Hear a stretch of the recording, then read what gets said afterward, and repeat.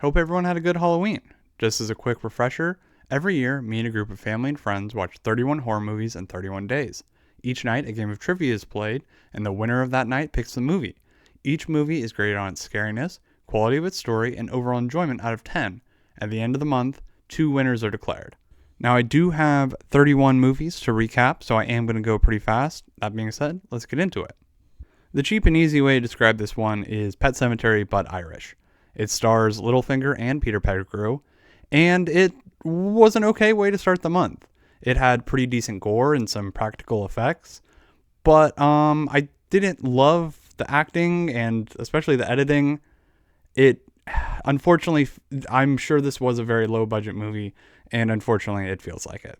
Any movie that decides to use stop motion animation in any capacity, I think deserves recognition because that is very, very difficult.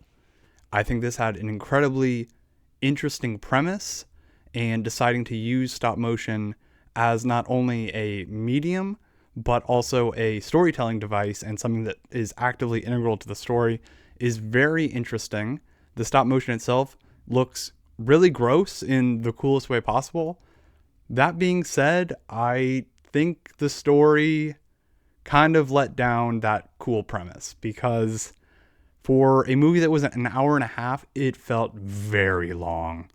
Like the last 30 minutes of this really dragged on. I thought it could have been a little bit more exciting with how cool the art design was and the premise was. Still very original though. For something with this big a budget and this many big name stars and so many twists, I thought it was kind of boring. I thought once again, it wasn't that long of a movie and it felt like it lasted forever. And you're just like, oh, there's going to be another twist. And then there's going to be another twist. It was fine. It's not bad. I don't want to sound like too big of a hater, but it was just okay. Another movie about vampires that immediately regretted how hard I was on Abigail, because this one, if I thought the last one was boring, this one was very boring. About as generic of a Stephen King story as you can get. Once again, it felt like it just lasted way longer than it actually was. Had a couple of good scares, but I've heard there was a lot of behind the scenes drama of maybe this got like re-edited, bunch of reshoots, but this was not ideal. So I'll go on record, I don't love anthologies in general. I think they are hard to judge because sometimes you maybe like 2 out of the 5, but you hate 2 out of the 5. So then like, what do you end up rating the whole movie? And that's what I kind of thought about this one. There were some really interesting ideas. There was also some really boring ones. Also, in just logistically wise, to get 31 movies in, sometimes you got to watch movies in places that aren't advantageous for your best movie-going experience. Sometimes you're watching this sitting on the floor of the Philadelphia airport at 6 a.m. Did that impact my enjoyment of this movie? Probably, and that's not the movie's fault. I thought this was a super cool setting and idea, and usually time loop movies are pretty cool, but they obviously hinge on being well executed and kind of having a satisfying conclusion, and I didn't really feel like that pulled it off for me personally.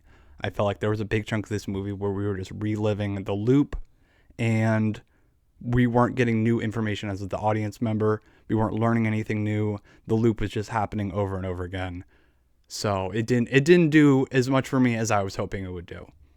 This one's definitely under review if it counts as a horror movie. It's really more of just a thriller, but that line is obviously very fine to walk. That being said, this movie was sick. This was so much fun. I think it has a little bit too much Tarantino influence for my taste. And especially at the beginning, it felt like it was coming off very pretentious. I saw a review that I wholeheartedly agree with. Making your movie in 35mm is very cool. Announcing that at the very start of your movie is very, very uncool. That being said, it definitely won me back from that. It was a lot of fun. I was really blown away. I thought this was definitely the best one we watched so far at this point. My first pick of the year, and honestly, I thought this one lived up to the hype. I thought it was a super unique premise. I thought it was a really cool setting that built upon itself really naturally, and it had some spooky and creepy moments. I know there's a controversy with it using AI images, and that kind of sucks that it got overshadowed by this. And also, the VFX kind of looked bad in some places. I don't know if that was part of the AI or other things, but honestly, after waiting like a whole year to watch this, I thought it lived up to the hype. Everyone else I watched this with liked it significantly more than me. It was definitely the scariest one we'd watched up until this point. But I feel like a mystery only works if, when the mystery is revealed, we can look back and say, oh yeah, there were, there were little hints dropped. There were things that you can kind of put it together. And I felt like this movie didn't leave enough space for that to happen. I felt like it was just the characters explaining their motivations in monologue to each other before the audience could figure out any kind of reveal. Didn't love it as much as everyone else. Some decent scares, pretty spooky, not bad. There's no way that this movie could have lived up to the massive hype and expectations that were put on this by a really interesting marketing campaign, but I didn't love, especially the second half of this movie. I thought the first half was really, really good at building the tension. I got what they were going for. It had a very Silence of the Lambs 7 vibe, but I didn't think that the back half really lived up and gave the payoff for what was a really interesting build. I didn't think it was that scary, and I didn't think Nick Cage was as amazing as was being claimed everywhere. Once again, don't really know if this is a horror movie. I feel like it's more of a thriller, but this is what I was talking about with a movie mystery. This mystery was sick. I felt like there were tons of little moments looking back on it. They're like, oh my gosh, that totally was set up really well. I kept waiting for them to pay off the alligator at the beginning and was super satisfied. Really, really liked this one. I feel like this was a thriller mystery done right. This was produced by M. Night, and obviously, that can go either way with some people, but this felt like a good M. Night for me. I didn't like this one as much as I probably should have, and it's not really the movie's fault. I feel like it's really just the fact that the marketing was shoved down my throat, and the fact that the trailer gave away so much. There were scenes halfway into the movie that were in the trailer, and that it just deflates it so much. That being said, James McAvoy is really good in scary movies. It was pretty solid. It was a very, very good, solid movie that unfortunately I couldn't get as much enjoyment out of as I probably should have. Once again, more of a thriller than a horror movie. Pretty solid action. I thought a pretty good cast. A lot of fun. I did not like the reveal. I feel like the reveal unfortunately kind of ruined the end and my feelings of the movie and overall, unfortunately. I didn't hate this one as much as other reviews I'm seeing online. I thought there was some interesting things they could have talked about the inequality between priests and nuns within the Catholic Church. But they didn't really talk about that much and kind of just went for a generic Catholic demon story that, I don't know, just kind of lost steam. I don't know what was the demon's goal anyways. I feel like the demon accomplished everything and then it wasn't satisfied. I don't know. This one wasn't great. This movie is from the same director of Oddity, and knowing that, I kind of get more why Oddity was the way it was, because I didn't like Oddity because I thought it over-explained everything, all the characters' motivations. And I realized it was probably in response to this one because I didn't understand anything. I thought this one was pretty spooky, maybe the scariest we'd watched up in this point, but I had no idea what was going on. Maybe if there was a good explainer video out there, but I watched the whole movie pretty intensely and I had no clue what was going on. So a bit of a letdown for me. And this one I really liked. I thought this was maybe the most underrated one up until this point.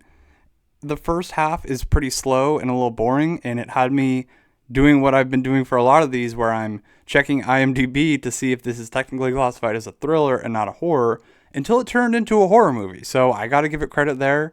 I thought it was actually really good payoff, and I liked it. I liked it a lot. I thought it was a lot of fun and definitely one to check out that I haven't heard many people talking about. Only my second win here, and I wanted to make sure I got this one in. This had been, this is a classic that had been a hole for me that I had wanted to watch for a while and heard it hyped up as, one of the OG classic slashers. Talked about it a lot in the same vein as the original Halloween. And for me, I thought it was a massive letdown, unfortunately. I don't think it really holds up. I thought it was beyond slow and just really boring. I mean, I'm sure it was very revolutionary at the time, but I don't want to hear this mentioned in the same vein as the original Halloween ever again. A modern classic that I'd been holding off on watching for a while, and I get the hype. I thought some great visuals, some really good scares, really good score. I feel like it kind of loses steam in the last half. I feel like all of the good scares were unfortunately spoiled for me, and we're also all kind of in the first half of the movie. That being said, still very, very good. I would say if you don't know anything about this, you definitely should watch it. It was really great. I didn't like this one. I thought every character in the movie acted incredibly dumb. I feel like it was really trying to be an A24 elevated horror movie. But it didn't, it stopped being a horror movie after like 30 minutes, and I didn't find it scary. I didn't find it interesting. I didn't really like this one. Last year, I won the best movie for the selection of I Saw the Devil, which netted me this cool trophy. That being said, I picked this one because it's by the same director, and it was obviously a very different vibe than I Saw the Devil, and I really didn't like it as much. Very, very slow. Some solid scares, but another one where, maybe if I watched an explainer video and rewatched it, I'd like it more, but kind of a disappointment. I picked this one also, so I'm not doing so hot. Back-to-back wins for me, and I decided to break out the big guns. Rarely when a horror movie has a really big reputation for being really scary or really intense does it live up to it. I feel like a lot of those movies kind of fall flat for me and are often very disappointed. We've talked about a few already. This movie is not that. This movie lives up to the hype and then some. It was, as brutal and depressing as they come. I thought it was kind of a mix of the original Saw and the show The OA. I really, really liked it, but also I'll never watch it again, and I don't know if I can really recommend it. It lives up to its reputation. It is very, very intense, so much so that a lot of the people I'm watching this with were ready to walk out and were ready to boycott me making future picks. So that should tell you all you need to know. Easily, for me, the worst movie we've watched so far. I thought this was painfully unfunny and just a corny mess. It was trying to be tongue-in-cheek. It was trying to be, ironic, and it didn't make me smile once. It didn't make me, blow out of my nose or cackle once. I really despised this movie. This was very bad. I liked this one better than VHS Beyond, but I still didn't love it. I thought the Ratman story was pretty good, and if it was maybe all just that, it was could have been a good one. But the rest of them, I really didn't care for too much, and these are not making a strong case as to why I should watch any anthologies. So some solid scares for sure, and in the last 20 minutes, it kind of starts to pick up, but woof, yeah. The first 3/4 of this movie was it was pretty rough to get through. I didn't really love this. I've only watched the first Insidious, so maybe if I was caught up on the deep, extensive lore, this would have been a different story. But didn't really do much for me here. To get back in the good graces and get out of the doghouse of the people I'm watching this with, I just tried to pick a generic, modern horror movie that came out this year. And honestly, in terms of Catholic horror movies, I thought this was pretty good. I thought this was definitely better than the average Catholic horror. I thought there was some interesting music and really built up the scares. The villain's plan was kind of hard to follow. I don't think it really paid off in the end. I thought it was really building to something, and it didn't really get there for me. But honestly, pretty solid. Pretty solid for a subgenre that I feel like is often just kind of bad and generic. Really good child acting in this one. The fact that it's really just two children for most of this movie is pretty impressive that they're able to pull it off. I will say, other than that, it didn't really do much for me. I felt like I saw some of the twists coming. I feel like they were kind of teeing them up. Wasn't bad, but was just pretty mediocre. Another pick by me, and honestly, I really did not like this one.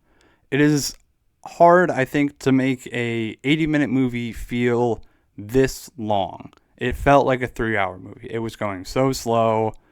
And, I feel like, honestly, sometimes the slow burn is just boring. Sometimes it's just boring. I don't know.